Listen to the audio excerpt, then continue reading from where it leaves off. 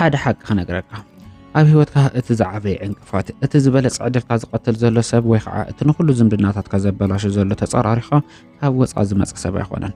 እቲ ፀላኢኻ ኣብ ውሽጥኻ ዘሎ እዩ። ንሱ ድማ ኢጎ ወይ ከዓ እቲ ኣነ ጥራሕ ይፈልጥ ዝብል ዕቡይ መንነትካ እዩ። ሪያን ሆሊዴይ ኣብታ ኢጎ ኢዝ ዘ ኤነሚ እትብል መፅሓፉ ኢጎ ማለት ክንደየናይ ሓያላት ክንደየናይ ፍሉያት ወይ ከዓ ክንደየናይ ተፈለጥቲ ኢና ኢልና እናሓስቦ ዘይተመጣጠነ ናይ ሓሶት እምነት እዩ ይብለና። እዚ ስውር ዝኾነ ፀላኢ ኣብ ሰለስተ መድረኻት ህይወትና እዩ ዝመፅእ። ክንደሊ ከለና ክንዕወት ከለና ከምኡውን ክንወድቅ ከለና ኣብ ኩሉ መድረኻት ድማ ንዓኻ ንምጥፋእ ጥራሕ ይሰርሕ። ሎሚ ከመይ ጌርካ ነዚ ውሽጣዊ ፀላኢኻ ሴርካ ናብቲ ሓቀኛ ዓወት ከም እትበፅሕ ክንርኢ ኢና። ሰላም ጀጋኑ ናብዛ ንኣይምሮኻ ካብ ዝኾነ ናይ ሓሶት ኮርና ኣውፅኣ ብሓቀኛ ፅንዓት እተሃንፅ ቻናል እንኳዕ ብሰላም መጻኹም። እዛ ቻናል እዚኣ ነቶም ተራ ወረኛታት ክኾኑ ዝደልዩ ኣይትኸውንን። ርእሶም ኣሚኖም ብትሕትና ዓብይ ታሪክ ክሰርሑ ንዝደልዩ ግን ብልፅቲ ቻናል እያ። ነዛ ሓቀኛ ትምህርቲ ብምድጋፍ ክትዓቢ እንተወሲንካ ሕዚ ላይክ ብምግባር ነዛ ቻናል ኣበረታቶ። ንስኻ ወትሩ ተምሃራይ ክትኸውን ርእስኻ ክትቅይር ድልው እንተኾንካ ድማ ሕዚ ሰብስክራይብ ግበር እሞ ናይዛ ናይ ለውጢ ስድራ ቤት ኣካል ኩን። ሎሚ ነቲ ኣብ ውሽጥኻ ዘሎ ፀላኢ እትሰብረሎም ሰለስተ ዓበይቲ መድረኻት ብዝርዝር ክንሪኦም ኢና።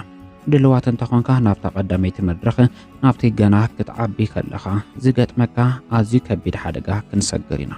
ሓቢርካ እናጽናሕ።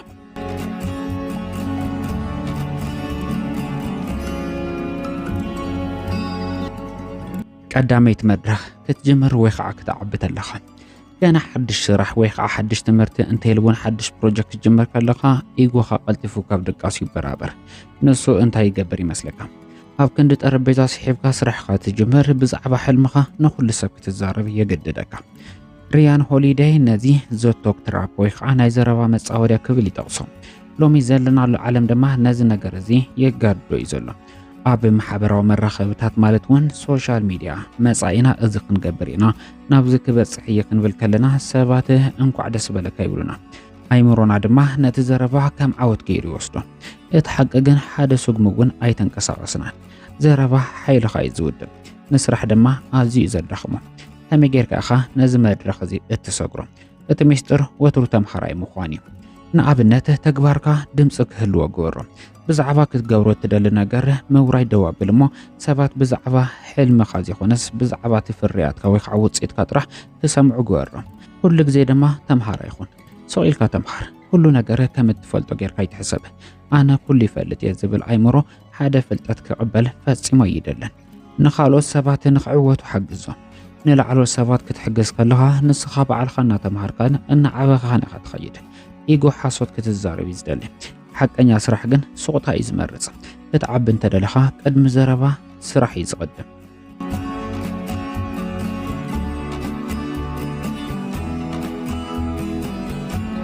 እቲ ካልኣይ መድረኽ ድማ ሓንሳብ ምስ ተዓወትካ እዩ።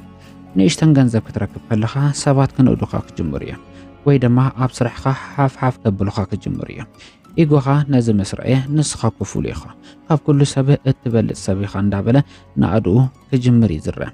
እቲ ዝዓበየ ሓደጋ ዓወት ተምሃራይ ምዃን ክትሓድጎ ምግባር እዩ። ሪያን ሆሊዴይ ከም ዝብሎ ዓወት ንሰባት ከም ዘይሰዓሩ ገይሩ እዩ ዝእምኖ። ሓንሳብ ኩሉ ነገር ከም እትፈልጦ ክትሓስብ ምስ ጀመርካ ግን ምዕባይ ደው ክትብል ኢኻ።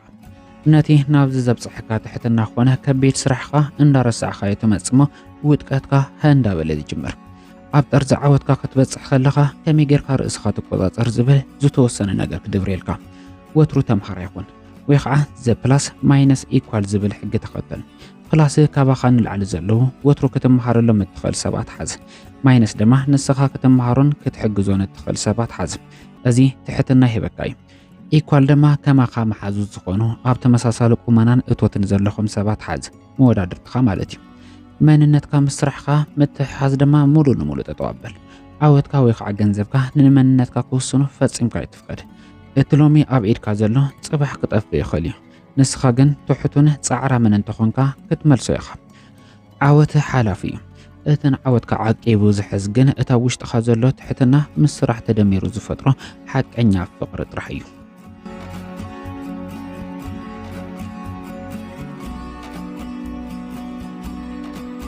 ሳልሳይ መድረኽ ክትወድቕ ክትስዓር ወይ ከዓ ኪሳራ ክገጥመካ ከሎ ኣብ ሂወትካ ውድቀት ዘይተርፍ እዩ ጸገሙ ግን ውድቀት ክመጽእ ከሎ ኢጎኻ ነቲ ሓቂ ክቕበሎ ኣይደለን እዩ ስሕተት ናተይ ኣይኮነን ሰባት እዮም ዘይተረድኡኒ እቲ ኩነታት እዩ ጸሊኡኒ እናበልካ ምክንያት ክደሊ ትጅምር ሪያን ሆሊዴይ ከም ዝብሎ ኢጎ ኣብ ግዜ ውድቀትና ክንመሃረሉ ዝግባእ ዕድል ዓጽዩ ናብ ቂምን ሕርቃንን ይቕይሩ ስሕተትካ ክትቅበል እንተዘይኽእልካ ድማ ካብቲ ስሕተትካ ክትመሃር ፈጺምካ ኣይትኽእልን ኢኻ እዚ ማለት ድማ ነቲ ውድቀት ደጋጊምካ ክትገብሮ ተፈሪድካ ኣሎ ማለት እዩ ከመይ ጌርካ ኢኻ ንውድቀት እትሰግሮ እቲ ሚስጥር ህያው ግዜ ምምራጽ እዩ ስሕተትካ ብትሕትና ተቐበል እወ ተጋገየ እወ ወዲቀየ ምባል ሓይሊ እምበር ድኽመት ፈጺሞ ኣይኮነን ንኢጎኻ ሰቢርካ እቲ ሓቂ ምስ እትቕበሎ ቀልጢፍካ ክትስእ ኢኻ ላይፍ ታይም እና ዴድ ታይም ክትወድቅ ከለኻ ምርጫ ኣለካ ዴድ ታይም ማለት ተስፋ መቁረጽ ንሰባት እናወቀስካ ግዜኻ ምጥፋእ ላይፍ ታይም ግን ካብዚ ውድቀት እዚ